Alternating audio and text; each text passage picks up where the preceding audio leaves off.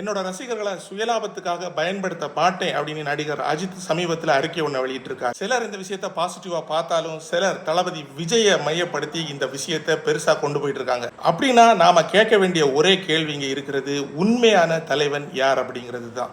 அஜித் குமாரால ஒரு ரசிகர் மன்றத்தை நிறுவி ஒரு ரசிகர் மன்றத்தை வழி நடத்த முடியாம அதை கலைச்சு விட்டாரு. ஒரு ரசிகர் மன்றத்தை கூட வழி நடத்த முடியாம தலைவராக இருக்க தகுதி இல்லாத அஜித்குமார் மட்டும் இல்லை, ரஜினிகாந்தே இந்த விஷயத்தில் நாம் இன்க்ளூட் பண்ணலாம். ரஜினிகாந்தாலே அந்த விஷயம் முடியாது. ஒரு தலைவரால் தான் ஒரு மாபெரும் இயக்கத்தை வழிநடத்த முடியும். தளபதி விஜய் அந்த ஒரு விஷயத்தை தான் செஞ்சிருக்காரு. தன்னோட ரசிகர் மன்றத்தை மாபெரும் படையை உருவாக்கி மக்களுக்கு சேவை செய்ய அவங்கள தயார்படுத்தியிருக்காரு. இப்போ அடுத்து நமக்கு வர்ற கேள்வி என்னன்னா, அஜித் ஏன் இந்த மாதிரி பேசியிருப்பார் அப்படிங்கிறது தான். வேற ஒன்றுமே இல்லை. திமுகவை பற்றி எல்லாருக்குமே தெரியும். எலும்பு துண்டு எங்கே வீசினா எங்கே வேலை செய்யும் அப்படின்னு.